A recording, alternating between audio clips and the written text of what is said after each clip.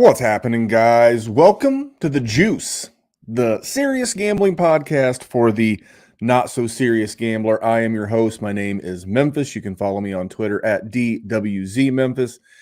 And going into Week 14, hard to believe we are already 13 weeks into the season. More importantly, hard to believe we're already a week into the month of December.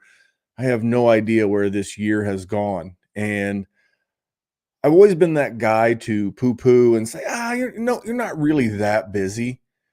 Man, it just feels like in December, it's like every day, every hour, there's always something.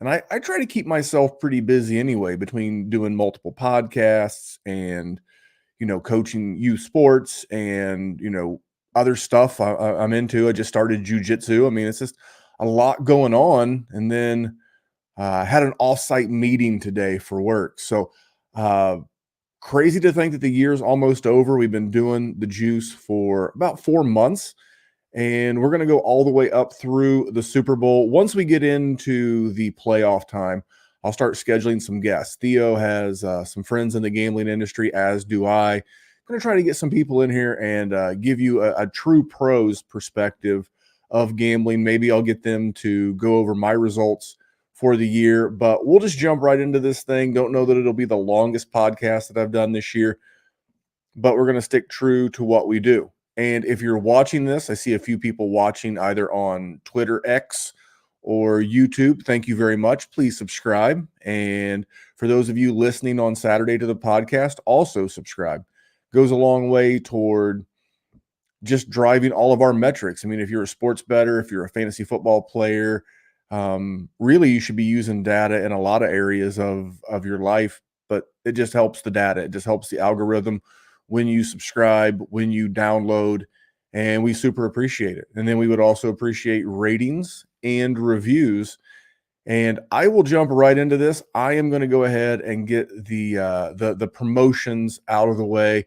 I want to mention my buddy Theo Grimminger. He hosts several podcast here on the PlayerProfiler network, whether it's the, Dynasty Life, which is the one I'll talk about in just a second, First Class Fantasy. He co-hosts the Sonic Truth. And I mean, if you've been on PlayerProfiler for any length of time, you're familiar with Theo, his work. He's a high stakes fantasy and dynasty player. He started this new series called Dynasty Life. I'm going to be a guest in a couple of weeks.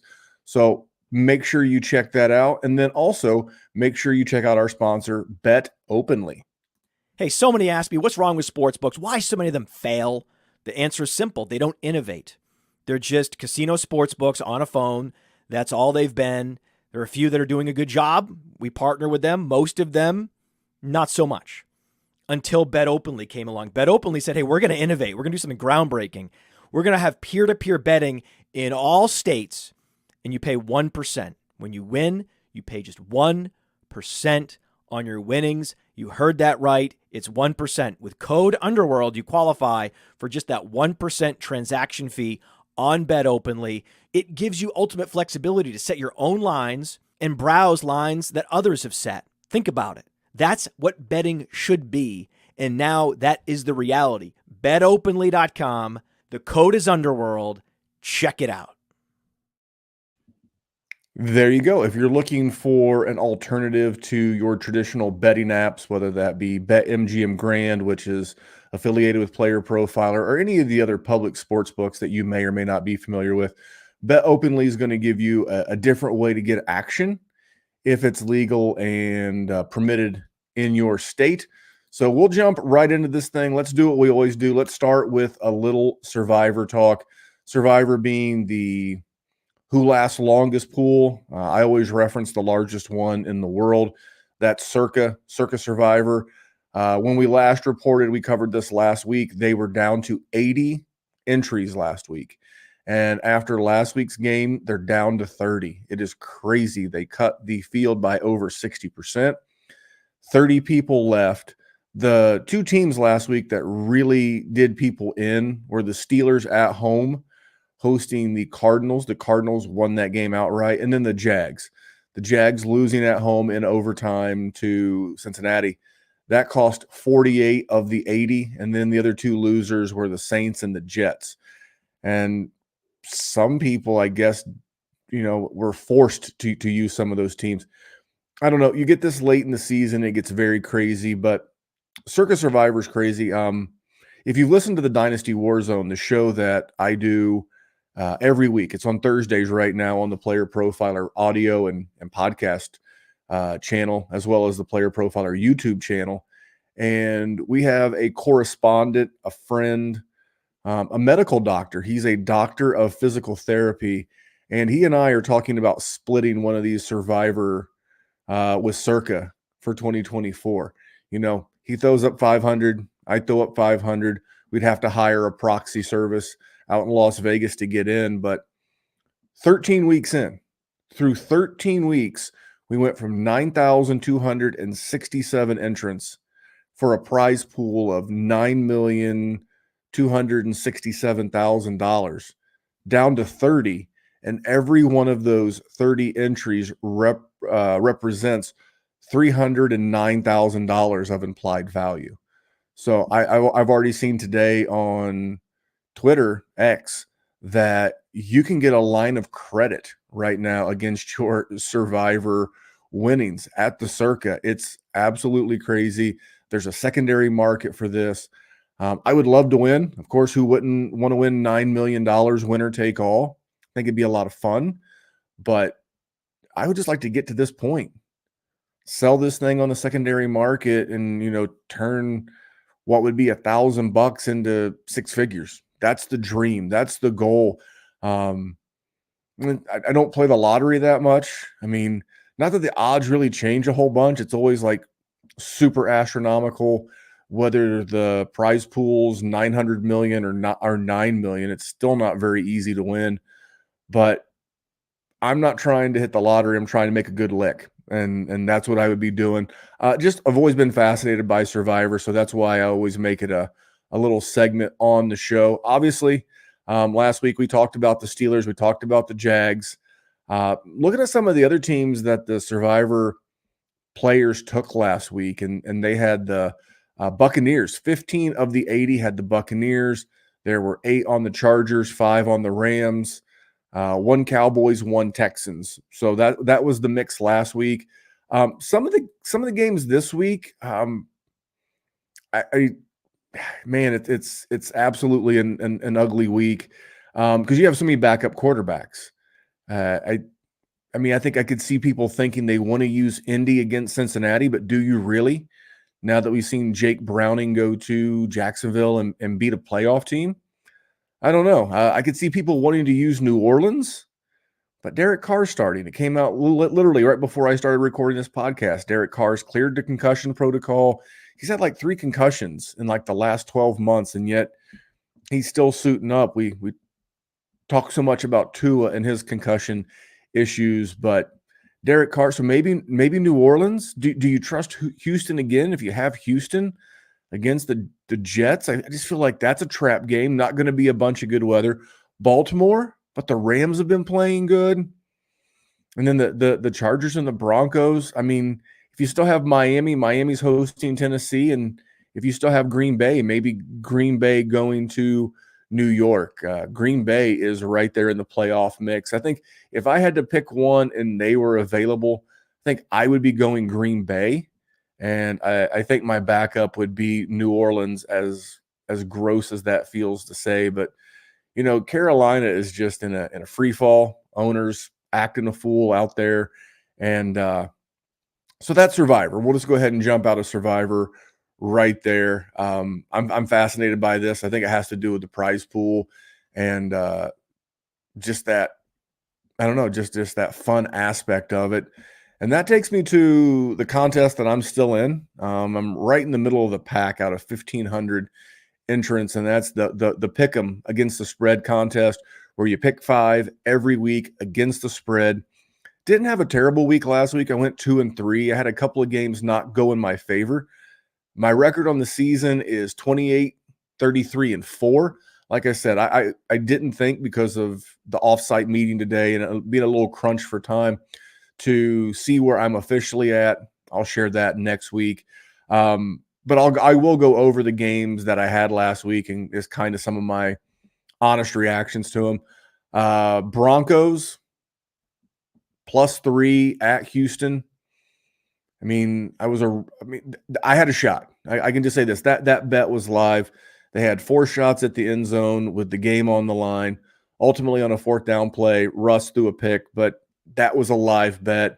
The one that wasn't live, and I'm recording this on Friday night, and as I record this, the Steelers have lost to two-win teams in a row. They lost to the 2-win Cardinals and then the 2-win Patriots. And I thought, man, the Steelers at home laying less than a touchdown against the team they should beat. They're Steelers. I just can't figure them out.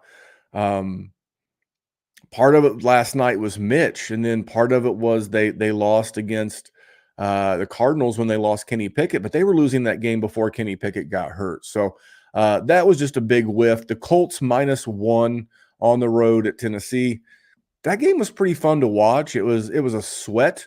I'll be honest, I forgot the overtime rules. Watching the game, overtime, and the Titans go down and kick the field goal. And I was like, damn it. But the game didn't go off. And then about 15 seconds later, I realized the Colts had a chance to go down and tie it or match it.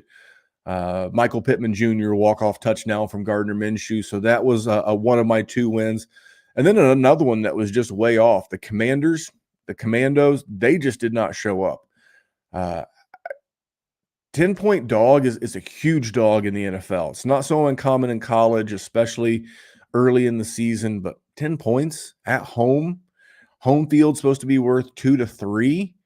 I don't know. Sam Howell throwing pick sixes like it's his job, and that one was a tough one. And then final game, it was my favorite game of the week. I did a star rating on these last week. This was my 5-star. This was my favorite play of the week. And I think it was a pretty public play, to be honest, was the 49ers laying 3. Got off to a weird start. They had like -6 yards in the first quarter. And then Brock Purdy and Debo got loose from that point forward. And that one was mostly not a sweat at all. Very interested to see what we're going to get this week with the Eagles and the Cowboys. But going into this week, I was 2-3 last week, 28, 33, and 4 on the season. We'll see how I do this week with these 5 picks. Now this was a line move. The first one that I have was a line move. Earlier in the week when the lines first came out, the Colts were laying 2.5 at Cincinnati. They're now getting 2. And I get that Jake Browning looked better on Monday night than we thought he did the week before, but 5 points better? 4 points better? I don't think so. I've been riding the Colts, which is odd normally as a guy who lives in Indianapolis and who roots for the Colts. I try to avoid my favorite team, but I'm just going to chase the value here. I'm going to take the Colts +2 in Cincinnati. There were some concerns about the weather in Ohio. They could run into some rain and some low double-digit wind gusts, but I think with Zach Moss and the offense, I think that the Colts are better prepared to win this game. This next one, I'm just going to steer into what I assume is the hurt quarterback theory and going to back Joe Flacco coming off of what was a pretty good game. And, I mentioned that weather in Ohio. The weather in Ohio, and kind of from like Ohio to the East Coast, is supposed to be a mix of rain and wind and just not great football weather. So I'm going to take the Browns. The Browns defense, if you look at their defensive stats at home versus on the road, they're night and day. Another week removed from the injury for Myles Garrett. The Jaguars are missing both their tackles. They're missing Cam Robinson, and now they're missing Walker Little. I don't think we see Trevor Lawrence. I don't know. First of all, I know Trevor Lawrence is a bit of a pretty boy. He's got the beautiful hair, and that dude's a dog. Never missed a start in the NFL, and I could see him being just crazy enough to play in this game. I love guys like that. I know if it's a Clemson thing. Earlier in the season, we had Deshaun Watson playing with a torn up shoulder and a high ankle sprain in his own right. So I don't know, but I'm going to take the Browns defense. This is strictly a bet on the Browns defense, laying a field goal. I'd love to have it at 2.5. This could be like a push game, but I'm going to take the Browns at home, laying the 3 against what I think should be, probably will be a backup quarterback. I'm going to take the Vikings on the road -3 at the Raiders. The further we get into the season with Aiden O'Connell and Josh Dobbs, I think the film tells the tale. And I don't think either one of these guys are very good quarterbacks. I know for those of you that do fantasy and prop betting, I know Josh Dobbs has been very successful for you this year, but I just don't think he's a very good quarterback. He's on his 7th team, multiple stays with some teams for a reason. He's a backup. He's a journeyman. He's fine. He can get you through a game or two, but long term, he's not a starting caliber NFL quarterback. But I think he's better than Aiden O'Connell. And just this kid just does not have it. Both teams coming off of the bye, so there's no rest advantage there. I don't think the Raiders have a very good home field. I think it's been proven that the Raiders not only have the worst home field, but they have the best resale ticket prices in the NFL. And doesn't that make sense? Who doesn't want to fly into Las Vegas? If you're in Minnesota right now and you can get out of the crappy cold weather that is Minnesota right now and fly to Vegas and spend a couple of days, a little bit warmer atmosphere. And I just went to Vegas in October. I can tell you, wouldn't be a bad trip. I moved that on my things to look at in 2024 list is, can me and some buddies fly out on like a Friday evening, get into Vegas, go out, have some, not like relive the movie The Hangover, but go out, have a couple of drinks, grab dinner, spend all day Saturday having fun in Vegas. Maybe you go early in the season, you enjoy that weather, and then you go catch a football game. Even if it's not my team, like if the Colts weren't playing in Las Vegas, I would still be willing to go. And if you just like football and you like betting, and I'm assuming you do because you're listening to a football betting show, I definitely recommend checking out Vegas during the NFL season. It was very cool. Next game, I'm going to take – now this one goes against a trend that I've bet twice this year, 1-1 on this trend. Patrick Mahomes laying less than a field goal. But I'm going to take the Bills off of the bye, getting a 1.5. I just think the Bills win this game outright. I would actually take this if I were betting it and not using it in a contest. I would go Bills money line. I think, take a little bit of positive juice on my side, probably plus 110 if I had to guess. But I just like the Bills. They're backed into a corner. The last time we saw Josh Allen, guy plays incredibly well. And came out today, Isaiah Pacheco, the starting running back for the Chiefs, is not going to be playing this game. He's hurt. Jerick McKinnon looks like he'll be back, but he's not 100%. It's going to be Clyde Edwards-Helaire.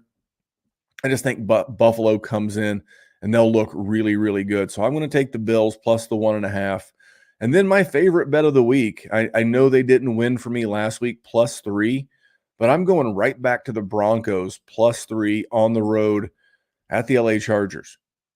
Who are the Chargers to be laying points? I mean, I guess they covered last week. They pitched a shutout against New England, but Broncos offense has been pretty good, been pretty solid the last couple of games.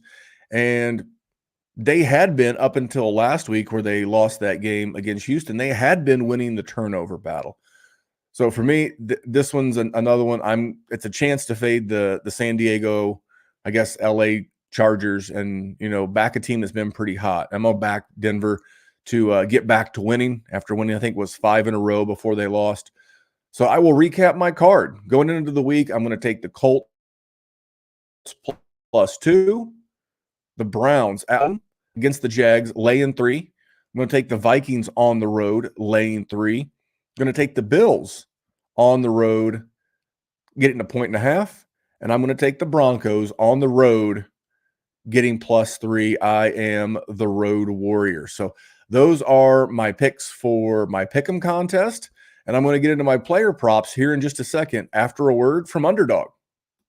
It has been 2 years since Josh Larkey paved the way for fantasy gamers to start expecting positive returns from pick'em games, specifically Underdog pick'ems. And how do you do it? Well, you look at the slate and you find a great shootout or a sneaky shootout. You also look for a shit show game.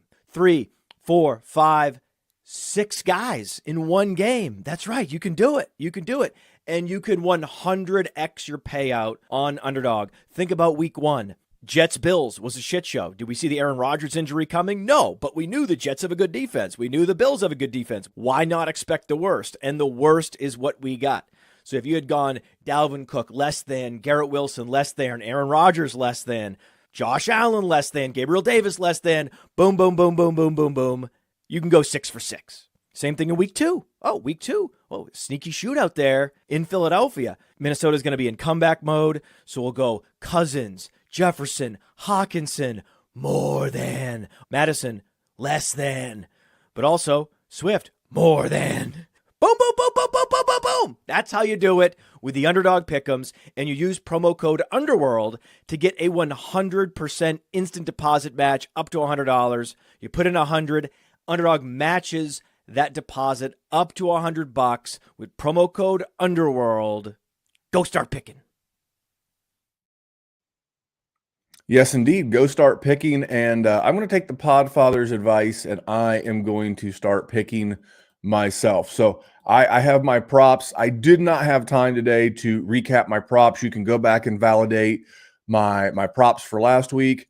But I was 2-3 on my official bets, and I was 2-3 on my leans. Not my best week. On the year in player props, I'm 29. I just had that pulled up.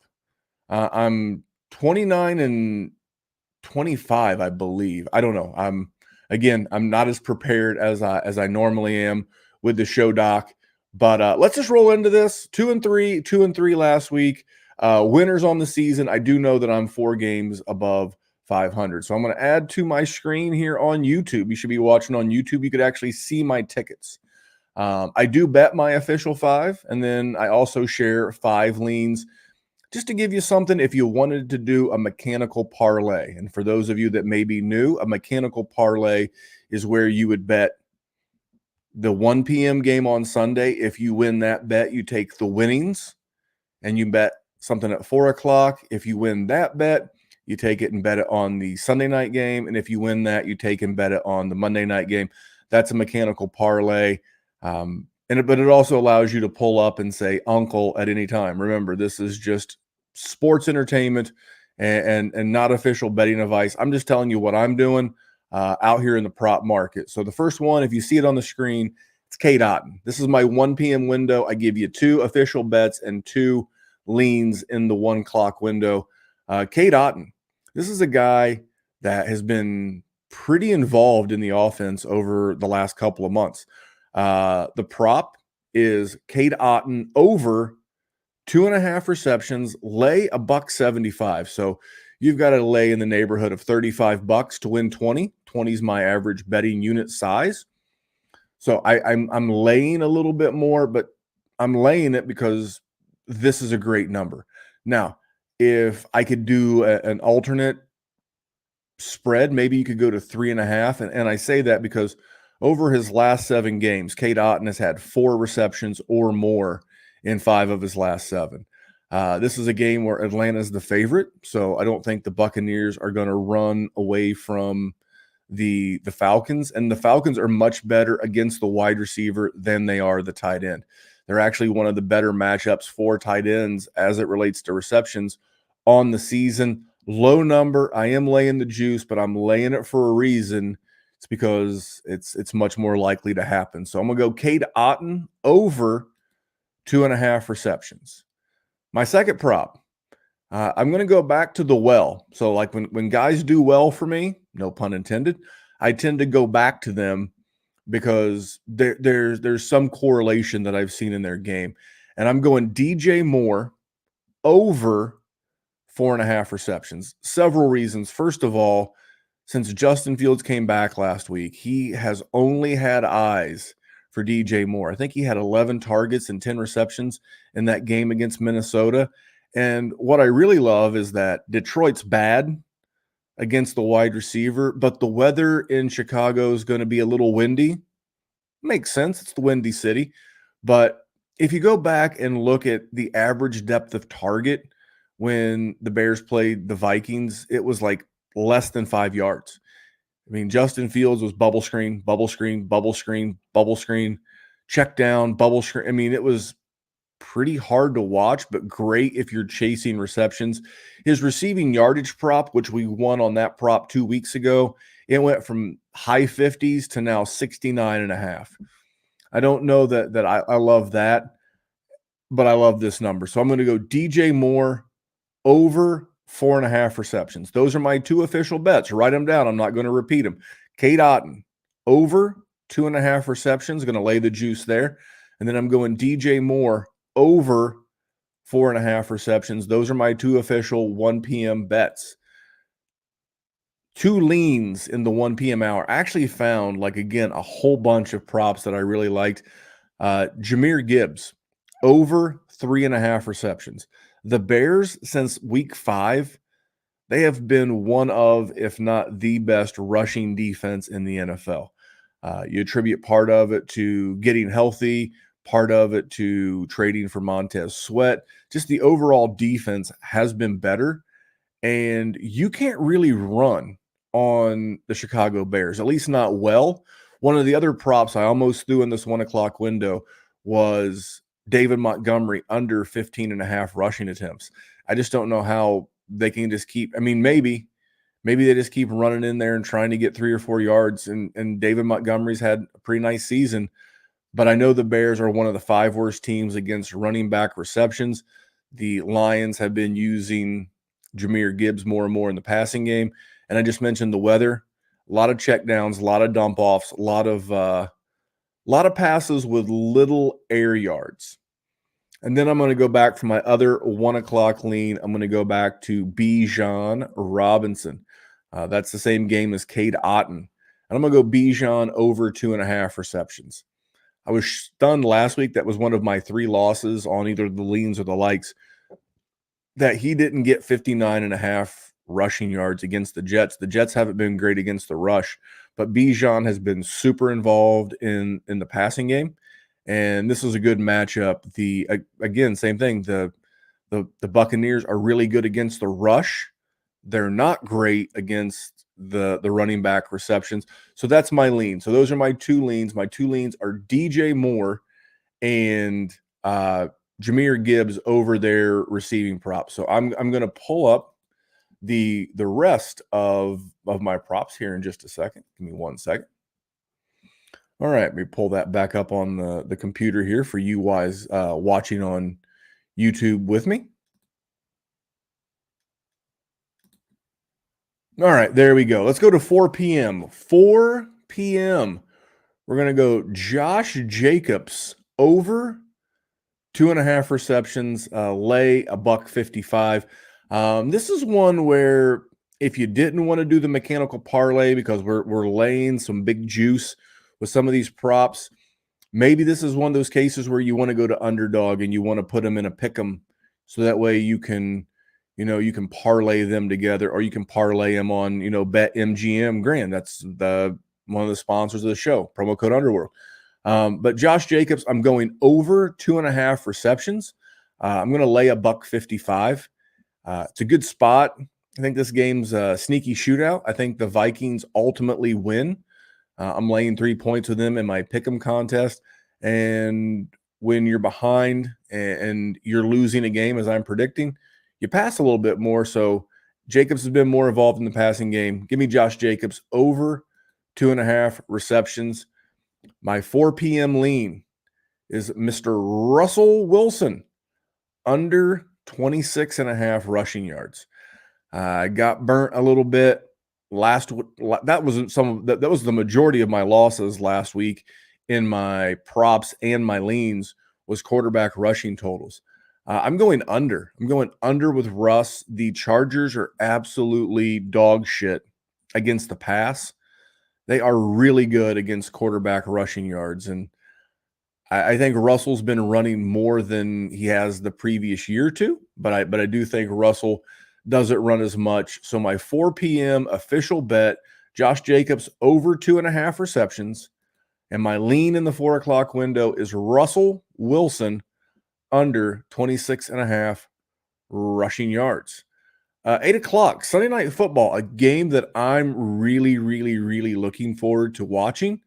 I think this is going to be a fun game.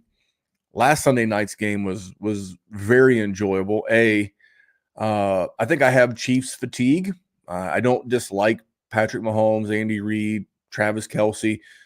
I'm not burnt out by the Taylor Swift thing. It's all fine.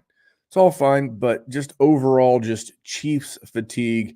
And I've always been a low-key Jordan Love apologist. So that was a good game. This game should be awesome as well. I expect a shootout. And my 8 p.m. Sunday night official bet, Brandon Cooks. Brandon with an I, by the way. Brandon Cooks over 3.5 receptions. I like his involvement. They've been using him quite a bit, and this is going to be a shootout. And I didn't want to, if you can see on the screen, you can see on my ticket, CeeDee Lamb's got to catch 8 balls to go over his prop. I think that's possible. That's definitely in the range of outcomes. I don't remember the gentleman's name. I think it was Coop Fiasco. I don't remember. I'm trying to attribute, but I'm not sure.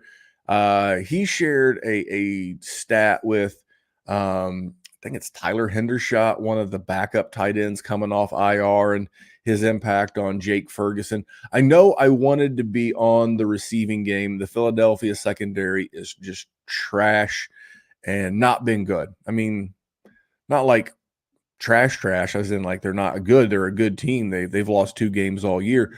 But from like a yardage standpoint, they're very much bend, don't break. They've given up the most passing yards in the league, I believe. It's them in Washington, and I love it. I'm gonna take Brandon Cooks. I didn't want to go with the obvious one because I also liked Dak's passing yardage prop. That's my lean. I just switched to that.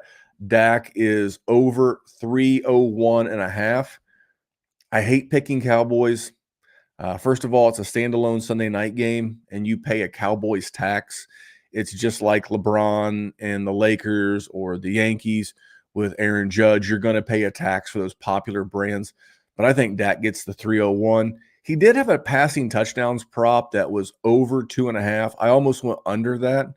I mean, he's been on fire, but this Philly secondary's been so bad that I couldn't do it. And then let's go Monday Night Football.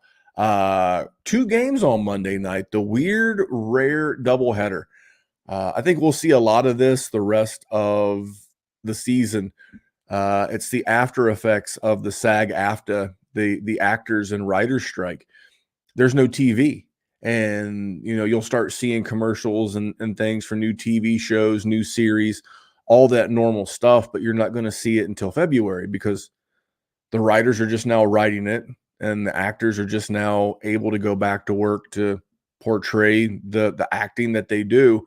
So I think we're going to see a lot of this extra football on Monday nights, and I've heard some people complain about it. Kind of like having 2 games on. I mean, I could get it to where maybe if you were a fan of one of the teams, I don't know. I just like more football because I'm not one of those guys who can watch 4 or 5 games at once. So my official bet for this Monday night window of games is going to be Saquon Barkley over 15.5 rushing attempts. Coming off the bye, he's healthy. Tommy Cutlets, Tommy DeVito, the starter. If you haven't seen the tweet and little video with Tommy DeVito and Saquon Barkley, it's pretty cool. If you're an athlete or just love sports and love that interaction, it's pretty cool to see Saquon as like the veteran on the team go in there and really embrace this young guy. I don't know how long the feel-good story lasts, but Tommy Cutlets, your starting quarterback, how are they going to try to protect him? They're going to try to protect him by rushing the ball a ton with Saquon Barkley. And then my Monday night lean, this is laying a shit pile of juice. I mean, you're laying all the juice, but my man Will Levis, another guy that I low-key root for, somewhat of a fan, over half a touchdown. If he throws 1 touchdown, you win the prop. So that's my lean, but you got to lay 250 to do it. I just don't know that they're ever going to turn this guy all the way loose, but kind of like Jordan Love. If they turn him loose, you're not going to the playoffs, Tennessee, so you might as well cook up some game plans and some offensive scripts that are going to allow this guy to really show you what his arm can do. So there you go. That is the show for the week. I want to thank everybody who participated in the chat, whether that's Harry Snowman, whether that's Anthony. Appreciate you guys coming by and hanging out. We'll be back next week. I don't know what I'm going to do the week of Christmas going into Christmas Eve. I'll be out of town on vacation. I don't know if I can do this from my phone. I don't know how I would upload it being on vacation, but I will figure something out. If I got to tweet them out or I got to do the show when I get back on the 30th. So maybe I do it super late on the 30th, and that way you guys have it for the 31st. I'll get it out there to you. I appreciate the support. Having a pretty good props year. Just cannot get my pick'ems going consistently. It's like you take one step forward, two steps back. But I like this week's slate. I like the fact that we're now getting 14, 15 games. Starting next week, we'll have 16 games. The wider the slate, the more often. We have Saturday games next week. I'll be working at the Colts-Steelers game. It's getting ready to be a good time to be a football fan. It's the holidays. You have your family or your friends or whatever it is that you have to celebrate. We're getting bonus football. We're getting Saturday. So think about it. Starting this week, not week 14 that I just covered, but week 15, you're going to get Thursday night. You're going to get Saturday, 3 games on Saturday. So you're going to get Thursday, the juice on Friday, 3 games on Saturday, 3 games on, 3 windows of games, the 1, 4, and 8 o'clock window, Monday night. Literally, that's a thing of beauty. That's 4 days of football, and then we're going to repeat it that week going into Christmas. You can't beat it. The NFL takes great care of us. They're definitely a consumer-based product, and so are we here at Player Profiler. So please support our sponsors, whether that's Underdog or Bet Openly or BetMGM. The promo code just about everywhere is Underworld. If you use Underworld, you're going to get something for showing up, and it lets them know that we sent you there to show up. So I'm going to get out of here. I'm going to get this thing turned into a podcast, but go out and bet some winners. Have a great week, and I'll see you next week for week 15. Thanks, guys. Have a good weekend. Hey, I want to take a moment to thank you for tuning in. It's important to me that all of our media be free. This is only possible because of you allowing a true independent sports media enterprise to thrive unlike any other in the business. So please subscribe to the All In Package to continue to make all of this possible, to ensure that all of our stats, information, data, content is available to you, especially you, the people that get the site and get the show.